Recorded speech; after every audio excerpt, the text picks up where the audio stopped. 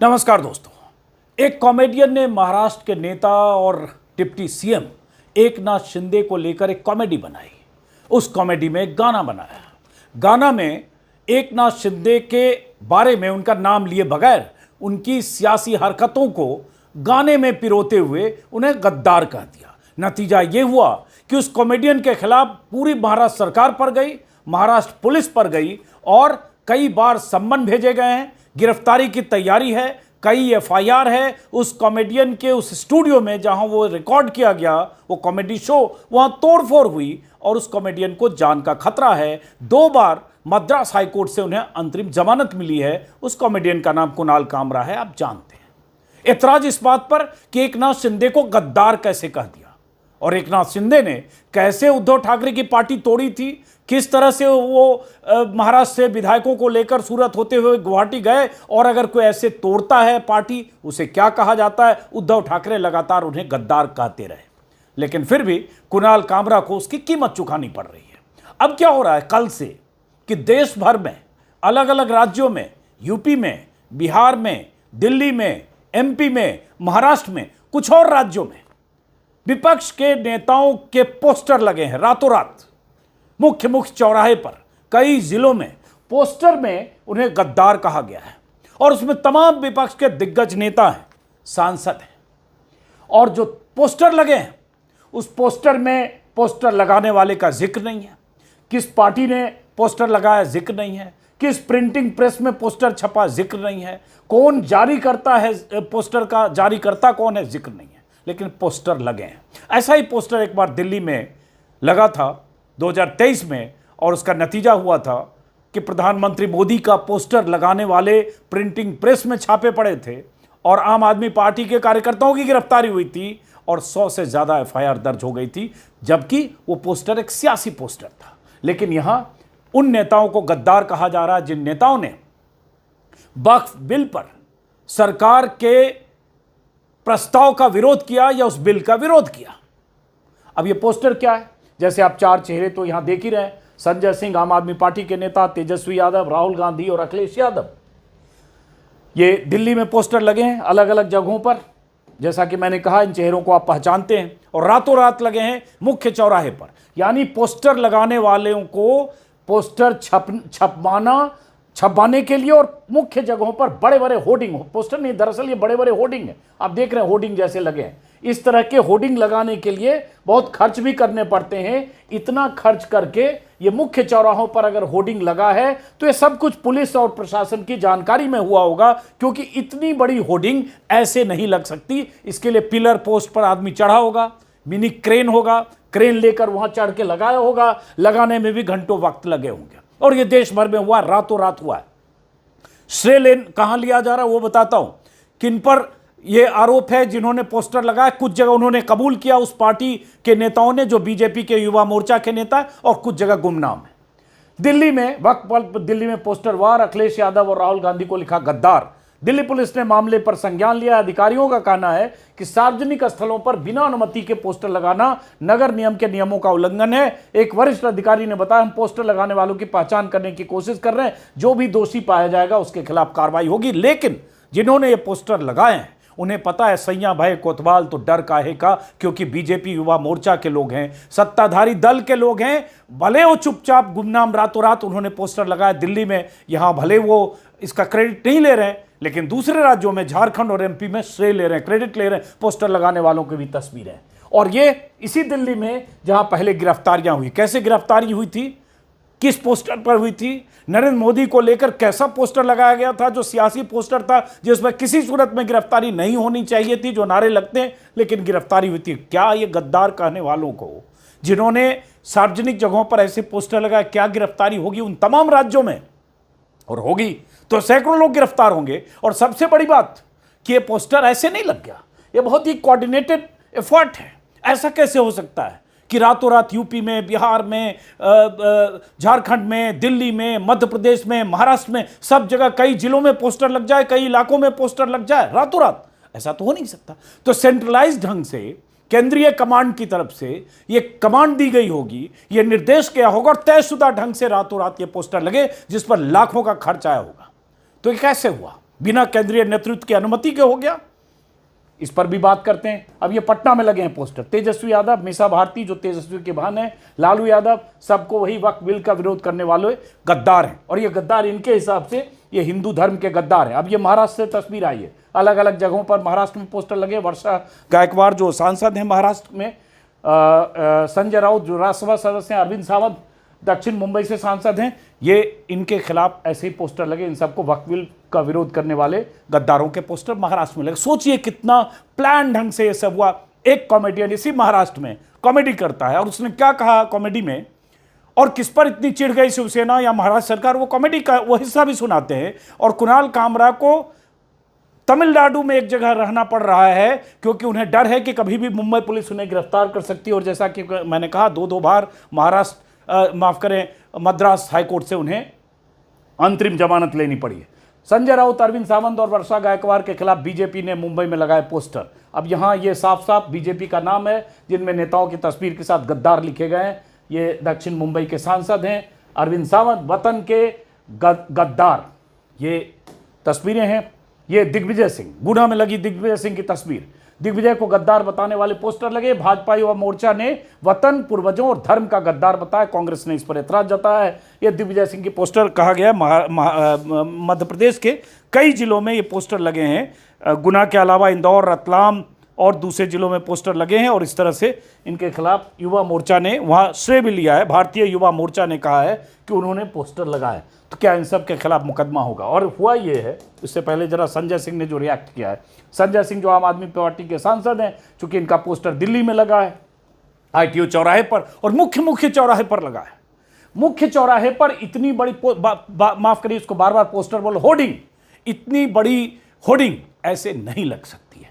अब पुलिस जो भी कहे, वही पुलिस जिसने दिल्ली में पहले गिरफ्तारियां की है मोदी के खिलाफ पोस्टर लगाने को लेकर, और गद्दार कहने की सजा कुणाल कामरा तो भुगत रहे। संजय सिंह ने लिखा, प्रभु श्री राम के मंदिर में चंदा चोरी करने वालों, अयोध्या में रक्षा विभाग की जमीन अडानी को देने वाले, काशी में 300 से अधिक मंदिरों को तोड़वाने वाले, गाय काटने वाली कंपनी से चंदा लेने वाले, हिंदू धर्म के साथ गद्दारी करने वाले भाजपाई मेरे खिलाफ होर्डिंग लगवा रहे हैं। हिंदुओं सावधान, तुम्हारे मंदिरों की जमीन भी कब्जा करके मोदी जी अडानी को दे देंगे, जैसे काशी में मंदिरों को तोड़कर मोदी जी ने जमीन व्यापारियों को दी। ये उन्होंने अपना एक पॉलिटिकल स्टैंड लेके बयान दिया। अब ये तस्वीर है झारखंड से, भारतीय जनता पार्टी युवा मोर्चा के कार्यकर्ताओं की तरफ से ये पोस्टर लेकर सब तस्वीर में दिख रहे हैं इनके पास। अब देखिए, मैंने क्यों कहा कि सेंट्रलाइज्ड ढंग से हो रहा है। अब ये झारखंड में जो युवा मोर्चा के हैं उनके पास ये सारे पोस्टर हैं। एक मिनट, इसको आपको हम थोड़ा सा वाइड करते हैं। अब ये पोस्टर हैं, अब ये पोस्टर अगर झारखंड में इनके पास है, जिसमें अलग अलग दलों के सारे नेताओं की तस्वीर है, राहुल गांधी भी है, हेमंत सोरेन भी है, राहुल गांधी, हेमंत सोरेन, तो जाहिर है यही पोस्टर यहाँ भी लग रहा है, यही पोस्टर यूपी में लग रहा है, यही पोस्टर दिल्ली में लग रहा है। तो कहीं से तो छपा होगा, छप के डिस्ट्रीब्यूट हुआ होगा, निर्देश किया होगा, एक ही दिन लगा, एक ही रात में लगा और मुख्य जगहों पर लगा, और ये तस्वीरें खिंचवा रहे हैं। और इसमें वो कह रहे हैं जो भारतीय युवा मोर्चा के लोग हैं कि वक्फ बिल का विरोध करने वाले राजनीतिक पार्टी देश के गद्दार के समान हैं। वक्फ बिल का विरोध कर तुष्टीकरण की राजनीति का दुकान चलाने वाले स्वार्थी नेताओं का गुमला जिला के प्रमुख चौराहे पर पोस्टर लगाकर युवा मोर्चा गुमला जिला के द्वारा विरोध प्रदर्शन किया गया और युवा मोर्चा के जिला अध्यक्ष उपस्थित रहे। पहली बात कि वक्फ बिल का विरोध करना किसी भी सांसद का हक है। लोकतंत्र का मतलब विरोध की आवाज़ें भी होती है। संसद में चुने गए प्रतिनिधि, चाहे राज्यसभा में हो चाहे लोकसभा में, जहां संसदीय लोकतंत्र के तहत बहसें होती है, बिल के पक्ष और विपक्ष में वोटिंग होती है, वहां हर सांसद को हक है कि अपने पक्ष में अपनी बात कहे, अपनी दलील अपनी नीतियों, अपनी पार्टी की नीतियों के हिसाब से कहे। और वक्फ बिल क्यों पेश किया गया, क्यों मुसलमानों को टारगेट करने के नाम पर मुसलमानों के हित साधक बनकर वक्फ बिल पेश किया गया, यह दुनिया देश जानता है, देश जानता है, दुनिया जानती है। लेकिन वहां जिन सांसदों ने विरोध किया उनकी पार्टी लाइन है, उन्हें लगा कि गलत हो रहा है, उनकी मंशा कुछ और है। जिस पार्टी को मुसलमानों से कोई लेना देना नहीं है, जो पार्टी मुसलमानों को दोयम दर्जे का नागरिक समझती है, जो पार्टी मुसलमानों को हाशिए पर रखती है, जिस पार्टी का एक संसद ना लोकसभा ना विधानसभा, माफ करिए राज्यसभा में है, वो पार्टी अचानक मुसलमानों का शुभचिंतक और रहनुमा होने का दावा करती है, तो विरोध किया गया। अब विरोध करने वाले को क्या आप इस तरह से कहेंगे कि वो गद्दार है? और गद्दार हैं आपके हिसाब से, तो फिर उन्हीं धाराओं के तहत आपके खिलाफ मुकदमा होना चाहिए जिन धाराओं के साथ आपने कुणाल कामरा का, जबकि वो कॉमेडी है। और उसके बाद जो धाराएं लगती है इस तरह से सार्वजनिक जगहों पर पोस्टर लगाने। मोदी के अब क्या हुआ था जो मैंने बताया, पीएम मोदी के खिलाफ विवादित पोस्टर पर दिल्ली पुलिस का एक्शन, 6 लोग गिरफ्तार। ये मार्च 2023 की खबर है।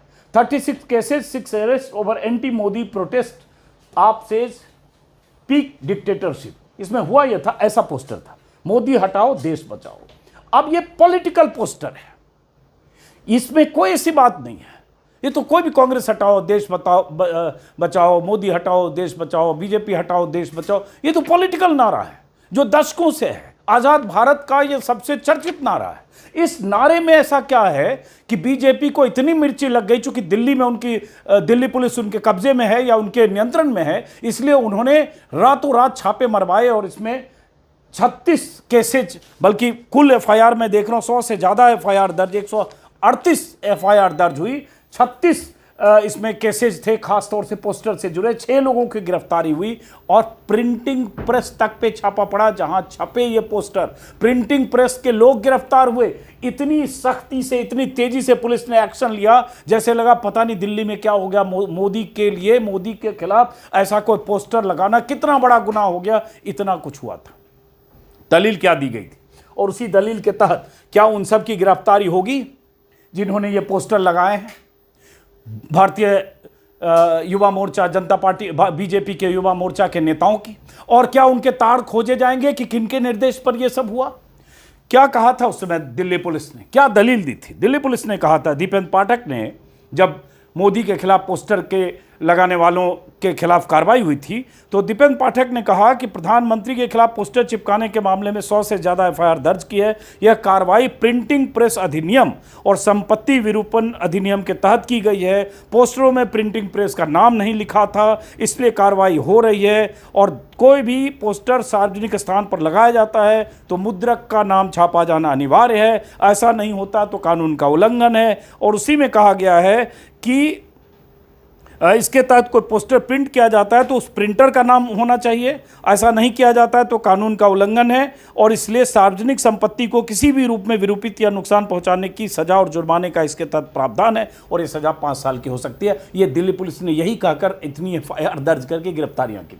अब सवाल उठता है कि ये जो पोस्टर लगे हैं, सार्वजनिक जगहों पर लगे हैं, दिल्ली में पोस्टर नहीं, बार बार इसको पोस्टर करो, ये जो होर्डिंग लगी है सार्वजनिक जगहों पर, यहाँ किसी का नाम नहीं है, किसी होर्डिंग में किसी में लगाने वाले का तो नाम नहीं है, किसने लगाया है, अनुमति तो ली नहीं होगी कहीं नगर निगम से या कहीं से भी। जिसने भी पोस्टर लगाया, ऐसे सार्वजनिक जगहों पर होर्डिंग लगाया, कहीं किसी ने अनुमति नहीं ली। तो सवाल उठता है, यहाँ वही कानून लागू होगा क्या जो मोदी के पोस्टर लगाने के बाद दिल्ली पुलिस ने जिस कानून के तहत गिरफ्तारियां की थी, 100 से ज़्यादा एफआईआर दर्ज की थी। रातों रात दिल्ली पुलिस की दर्जनों टीमें प्रिंटिंग प्रेस से लेकर उन पोस्टर लगाने वालों की तलाश में जुट गई थी, जैसे बहुत बड़े अपराधी कहीं पड़ोसी देश से भारत में, यहाँ दिल्ली देश की राजधानी में घुस आए हो। वो सक्रियता दिल्ली पुलिस की तब कहाँ है जब दिल्ली में अखिलेश यादव और राहुल गांधी और संजय सिंह के पोस्टर लग रहे हैं, विपक्ष के नेताओं के पोस्टर लग रहे हैं, तब वो दिल्ली पुलिस की सक्रियता का। और सबसे बड़ी बात, मैं कहता हूँ पॉलिटिकल पोस्टर लगाने पर कई बार मैं मानता हूं चलो ठीक है, पॉलिटिकल नारे हैं, पॉलिटिकल पोस्टरबाजी है। जरा इस कुणाल कामरा के इस वीडियो को मैं चाहूंगा एक बार फिर सुनिए कि कुणाल कामरा ने कॉमेडी करके कितना बड़ा गुनाह किया कि एक शख्स जिसकी सियासत, जिस ढंग से सियासत जिस शख्स ने की, एकनाथ शिंदे ने जिस ढंग से पार्टी तोड़ी, जिस ढंग से दगाबाजी की, जिन्हें खुलेआम उद्धव ठाकरे, आदित्य ठाकरे, संजय राउत बार बार नहीं 100 बार गद्दार ही कहते रहे, अगर उन पर कोई गाना बनाया किसी कॉमेडियन ने, उस गाने में उनके सियासी चरित्र का चरित्र चित्रण किया और आखिर में कह दिया गद्दार, तो इतना बड़ा गुनाह हो गया कि पूरी सरकार उनके पीछे लग गई। तो फिर तो ये सब लोग जिन्होंने सीधे सीधे उन नेताओं को गद्दार कहा है, जिन्होंने लोकतंत्र के मंदिर में अपने लोकतांत्रिक अधिकार का इस्तेमाल करके सरकार की तरफ से लाए गए किसी बिल का विरोध किया है। किसी बिल का विरोध करना किस तरह से गद्दार होना होता है। और हिंदुओं से गद्दारी, वतन से गद्दारी, अरे कौन हो तुम वतन के ठेकेदार? और कहाँ किसने ठेका दिया? देश के सारे हिंदू, अगर 100 करोड़ से ज़्यादा हिंदू हैं इस देश में, क्या सब मोदी जी के भक्त हैं, अंधभक्त? हिंदू ही चुनते हैं इन्हें भी, राहुल गांधी को भी, अखिलेश यादव को भी, लालू यादव को भी, या बाकी विपक्ष की पार्टियां जो है। 40% ही तो मोदी जी को वोट मिलता है लोकसभा में, बाकी कौन लोग हैं? लेकिन ये वो लोग हैं जिन्हें लगता है कि उनके साथ सत्ता है, किसी को भी कुछ कह सकते हैं, रातों रात पोस्टर लगा सकते हैं। आप जरा कुणाल कामरा की वो कॉमेडी जिस पर इतनी मिर्ची लगी थी एक नाथ शिंदे और महाराष्ट्र की सरकार को कि अब भी पुलिस इनके पीछे है ना भाई साहब, बोलना पड़ेगा। यहाँ पे इन्होंने पहले क्या किया, शिवसेना बीजेपी से बाहर आ गई, फिर शिवसेना से बाहर आ गई, एनसीपी से बाहर आ गई। एक वोटर को 9 बटन दे दिए, सब कंफ्यूज हो गए। चालू एक जन ने किया था, वो मुंबई में एक बहुत बढ़िया डिस्ट्रिक्ट है थाने, वहाँ से आते हैं। थाने की रिक्शा, चेहरे पे दाढ़ी, आंखों में चश्मा, हाय। थाने की रिक्शा, चेहरे पे दाढ़ी, आंखों में चश्मा, हाय। एक झलक दिखलाए कभी गुवाहाटी में छुप जाए, मेरी नजर से तुम देखो गद्दार नजर वो आए। थाने की रिक्शा, चेहरे पे दाढ़ी, आंखों पे चश्मा, हाय। मंत्री नहीं वो दल बदलू है, और कहा क्या जाए, जिस थाली में खाए उसमें ही वो छेद कर जाए।